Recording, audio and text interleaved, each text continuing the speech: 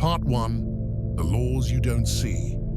Power isn't taken. It's built quietly, in rooms no one knows exist. The strong don't announce their dominance. They move strategically, collect leverage, and let perception do the work.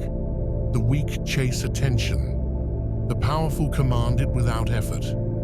That's the first rule of power. The moment you need to prove it, you've already lost it. The world runs on invisible hierarchies. Social, financial, psychological. You can deny that truth, or you can study it. Those who ignore the structure become pawns. Those who understand it start shaping the board. Power isn't about aggression, it's about control. Of self first, then of environment. Every move you make signals how much control you have. The way you speak, the way you wait, the way you respond when tested. That's what tells people where you stand in the hierarchy. The problem is, most people confuse power with dominance. They think being loud equals being strong. They mistake intimidation for authority. But true power doesn't need to be seen. It's presence without noise, precision without explanation. Look around. The people who lead effortlessly aren't the ones demanding respect. They're the ones who move with quiet certainty. They understand a basic truth. Influence flows to whoever can stay calm when everyone else reacts. The most powerful man in the room isn't the one everyone fears. It's the one everyone depends on. And dependency is the ultimate form of control. The more others need from you, your skill, your stability, your mind, the more leverage you gain without lifting a finger. That's how power is earned, by mastering yourself so completely that people begin to orbit around you, not because you force them to, but because your presence makes their chaos make sense. You don't get there by chasing validation. You get there by removing weakness, emotion that leaks, words that overshare, impulses that reveal too much. The world doesn't reward noise. It rewards discipline. The man who can sit in silence while others crumble under pressure controls the outcome. And that's what you're learning to build. Control that doesn't shake when tested. Presence that commands without speaking. And influence that multiplies without asking for it. Because in the end, power isn't given. It's recognized. Part 2. The source of power. Power doesn't come from luck, money, or titles. It comes from understanding human nature. Most people want to be liked. The powerful want to be understood. They study how people think, what drives them, what blinds them, and what they fear losing. The average man tries to be relatable. The powerful man studies patterns. The difference is awareness. Everyone plays the game, but only a few know it exists. Every social interaction, business, relationships, politics, runs on power dynamics. Someone is leading, someone is following, and someone is pretending it's equal. You gain power by learning to see these invisible exchanges. Who has leverage? Who's emotionally invested? Who can walk away? The one who needs less always controls more. That's why detachment is one of the most dangerous forms of strength. The man who can walk away holds every card. Power begins when you stop reacting emotionally, because emotion reveals weakness. It exposes attachment. Every outburst, every defensive word, every attempt to prove yourself signals that you've lost control. The strong never explain. They let silence make people question themselves. Robert Greene called it the law of concealment. Never reveal too much about your intentions or emotions. People fear what they can't predict. Mystery is leverage. When others can't read you, they can't manipulate you. But here's the deeper truth. Control of others starts with control of yourself. You can't manipulate outcomes when your own impulses run wild. You can't command respect if you react like everyone else. The world bends to those who master restraint, not suppression, but strategy. Power is patience that looks like calm, calculation that feels like intuition. Greene wrote, "Powerful people impress and intimidate by saying less." That's because scarcity breeds value. Every word, every move, every appearance becomes currency when it's used with intent. Most people spend their power trying to prove they have it. The powerful spend theirs building leverage quietly. They don't fight for control. They engineer dependence. And that's the real source of power, not dominance, but indispensability. The man who can't be replaced doesn't need to fight. He just decides. Part 3. The currency of influence. Power isn't about control. It's about influence. Control can be taken. Influence must be earned. It's the quiet currency that shapes nations, movements, and minds without ever raising a voice. Influence is built through perception. How people see you, how they feel around you, how you make them believe in your position without demanding it. The weak chase attention, the powerful engineer perception. Robert Greene called it the art of courtship, the ability to attract power instead of forcing it. Every interaction is a negotiation of value, and perception determines who wins. To gain influence, you have to stop trying to convince and start becoming undeniable. People trust consistency more than charisma. They follow calm more than confidence. You don't need to dominate every conversation. You just need to control the frame. The frame is how you define reality in a moment. Whoever sets the tone leads the direction. In a room full of emotion, the calmest person always holds the power. That's not luck, that's design. Greene wrote, "Never outshine the master."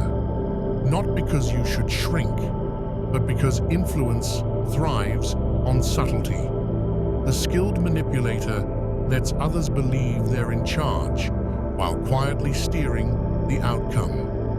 Powerful people understand one truth. Visibility is leverage, but exposure is risk. The higher you rise, the more eyes watch for weakness. That's why the wise use mystery as armor. Just enough visibility to be respected. Just enough distance to remain untouchable. Influence dies the moment you start chasing validation.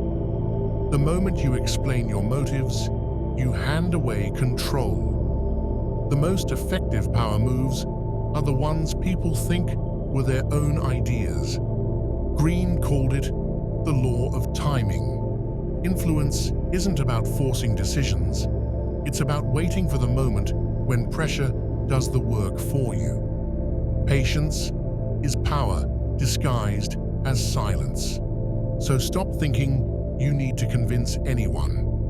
Influence isn't built on argument. It's built on alignment, where your presence alone bends the environment in your favor. That's the real currency of power. Not fear, not aggression, perception, timing, restraint.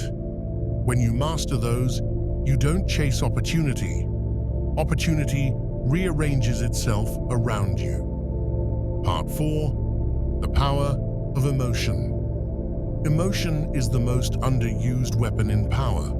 Most people are ruled by it. The few who master it rule everyone else. You can't build lasting power in chaos. You can only build it through composure. Every empire, every company, every relationship collapses the moment emotion overrides logic. That's why the ones who rise to the top are never the smartest. They're the most stable. The majority react. The powerful calculate. When someone angers you, they're not attacking your image. They're testing your control. Lose your temper once, and you lose authority. Anger makes you predictable. Predictability makes you weak. The moment someone can trigger you, they own you. Real power is emotional distance. It's not coldness, it's awareness. You feel everything, but you decide what deserves a reaction. You read people deeply, yet reveal nothing that can be used against you. Power thrives on imbalance. When you stay calm in conflict, you instantly shift the dynamic. People mistake your restraint for superiority. They project strength onto you because they can't find it in themselves. The less emotional you are, the more emotional others become. And the more emotional they become, the easier they are to steer. But emotional control isn't suppression, it's strategy. You don't silence your feelings, you assign them purpose. Anger becomes fuel, fear becomes preparation, sadness becomes reflection. The weak suppress emotion to look tough, the strong channel it to move with precision. That's why power feels calm from the outside, because chaos has been internalized, studied, and tamed. The world can't manipulate what no longer reacts. Your composure is your armor. The more unpredictable the situation, the more valuable your steadiness becomes. Power doesn't exist in aggression or dominance. It exists in the pause, the space between stimulus and response, where control is decided. Learn to pause. Learn to observe before you strike. Because the one who can control emotion in a room controls everyone in it. Part 5. The weight of perception. Power lives and dies on perception. It doesn't matter who you think you are. It matters who people believe you are. The world doesn't respond to truth. It responds to image. And the ones who understand that rule everyone who doesn't. Perception is more valuable than force because it multiplies without effort. Once people see you as powerful, they start treating you that way. Respect becomes reflex. Doubt fades before it even begins. That's why power must always look effortless. The moment it seems desperate, it dissolves. You can't ask for authority. It has to be implied. Every movement, every silence, every reaction is a signal. People read tone before they read logic. If you appear calm under pressure, they assume you're capable. If you appear confident in confusion, they assume you know something they don't. Perception fills the gaps with myth, and myth is what builds influence. Your image must be crafted deliberately, not as a lie, but as armor. You decide what parts of yourself the world gets access to. The rest stays private. Power loses strength the moment it becomes fully transparent. The strong reveal just enough to inspire belief, never enough to lose leverage. The mind seeks hierarchy. It looks for who to follow, who to compete with, who to fear. When you control perception, you control that hierarchy. But perception isn't built overnight. It's earned through consistency. The way you dress, speak, walk, and respond when challenged, all of it compounds. Repetition creates reputation. Reputation creates trust. And trust, once earned, replaces persuasion. The most powerful people don't convince anyone. Their presence is the argument. You can have skill, intelligence, even truth. But if your presentation contradicts your message, the world won't hear you. Perception is the bridge between your internal strength and external recognition. It's how control becomes visible. And when your image and your reality finally align, you stop chasing validation, because the world begins to reflect the power you've already become. Part 6. The value of leverage. Power without leverage is potential, not dominance. Leverage is the silent advantage that tilts every interaction in your favor. It's not about manipulation, it's about positioning. You don't win by force, you win by design. The weak enter situations hoping to be chosen. The powerful enter knowing they can walk away. That's leverage, freedom disguised as confidence. Leverage begins with value. The more you provide, the more others depend on you. The more they depend on you, the less you need to prove anything. True control doesn't come from intimidation. It comes from indispensability. In every relationship, every business deal, every social exchange, someone needs the other more. Identify who that is, and you'll know where the power sits. Dependency is control in disguise. People rarely submit out of fear. They submit out of need. Make yourself useful, but never replaceable. Share enough to be relied on, never enough to be replicated. You gain leverage by mastering things others avoid. Patience, skill, restraint. The person who can wait always holds the advantage over the one who rushes. The one who can detach will always control the one who's desperate. Most people destroy their leverage by reacting emotionally. They trade long-term position for short-term comfort, venting, proving, oversharing. But every unnecessary word is a negotiation leak. The powerful know when to speak and when to let silence amplify value. Silence forces others to fill the gap with imagination, and imagination always inflates your worth. Never enter a situation without leverage. And if you have none, build it quietly. Improve your skill, your network, your discipline. Every form of self-mastery becomes a bargaining chip. Because the more leverage you create internally, the less the external world can control you. Leverage turns power from an act into a state of being. You stop needing to dominate. You simply hold gravity.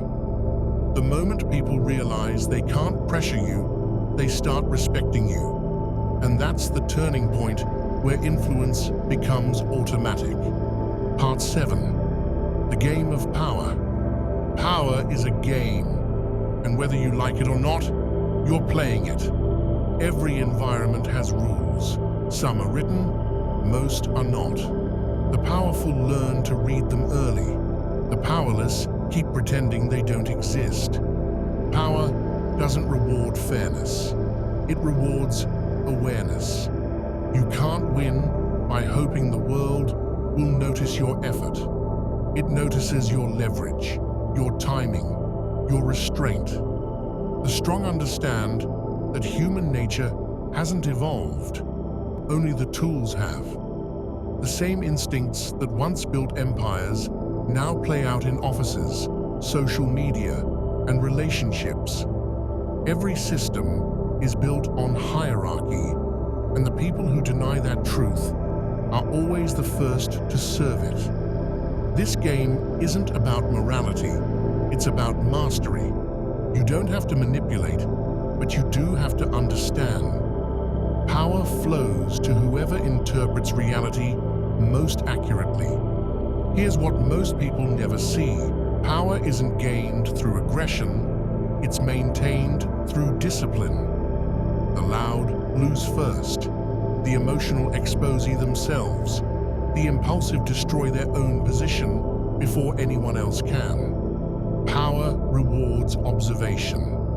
The quiet man learns the room before he speaks. He measures tone, ego, and insecurity. He listens for the tells others overlook, and by the time everyone else reacts, he's already decided how the game ends. You don't need to outwork people. You need to outthink them. You don't need to dominate them. You need to understand what they crave: recognition, comfort, validation, and decide whether giving it serves you or not.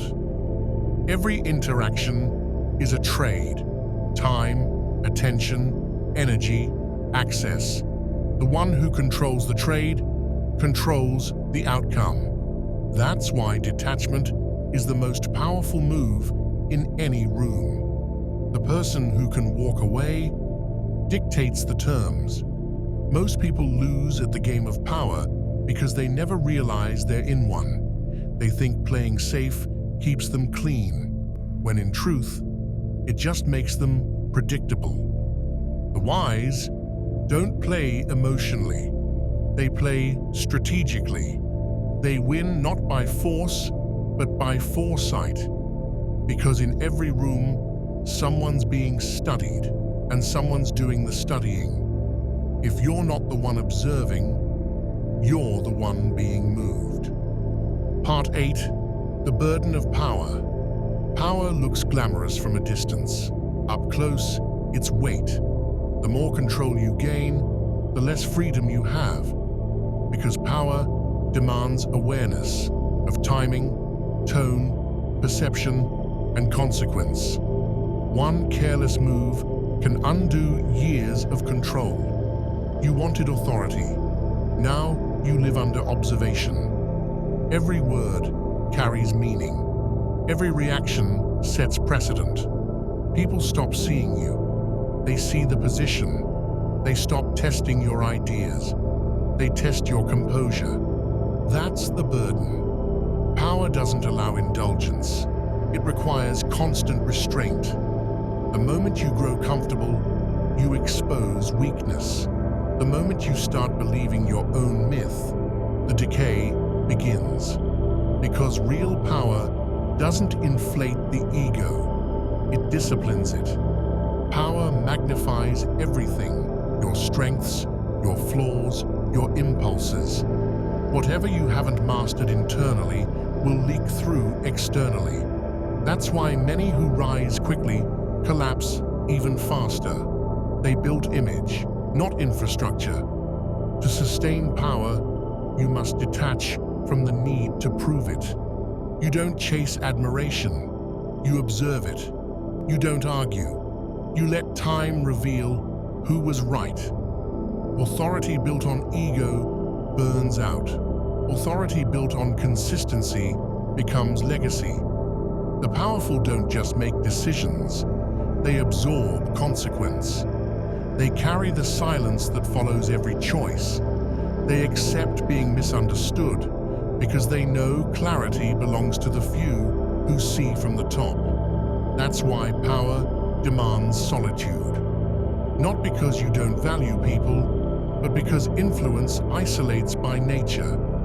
You start seeing what others refuse to, and truth becomes heavier than company. But here's the paradox. The more responsibility you take on, the lighter you become inside, because self-mastery replaces approval as fuel. You stop chasing comfort. You start respecting weight. And once you learn to carry that weight without losing balance, you become untouchable. Because real power isn't freedom from responsibility. It's finding peace. within it. Part 9. The Law of Mastery. Power isn't about control over others. It's mastery over yourself. Everything you've learned leads back here. Restraint, perception, leverage, detachment. They all serve one goal: internal command. Because a man who can't rule his own impulses will always be ruled by someone who can. The law of mastery is simple. You can't influence the world until you've conquered your own chaos. Most people think power comes from what they can take. In truth, it comes from what they can refuse. The ability to stay silent when provoked, to stay patient when tested, to act with precision instead of emotion. Mastery is quiet. It's the discipline to move when it's time, not when it's comfortable. It's the awareness to see 10 moves ahead and the confidence to wait 9 before striking. You can't fake that kind of presence. It's built through repetition, through saying no to distractions, through choosing evolution over comfort every single day. The powerful don't react to opportunity. They create it. They don't chase respect. They become the kind of person who demands it without asking. When you've mastered yourself, the game changes. You stop needing approval, validation, even recognition. Because power isn't about being seen anymore. It's about being undeniable. The world bends for the disciplined. It always has. You want to change your circumstances, change your state. You want people to follow? Lead yourself so well, they have no choice. Power without mastery is chaos. Mastery without purpose is emptiness. But when you combine both, control and direction, you become the rarest thing alive, a human being who can't be manipulated. That's the final law. Mastery first, dominance later. Because once you own yourself, no one can own you. And that's what real power feels like.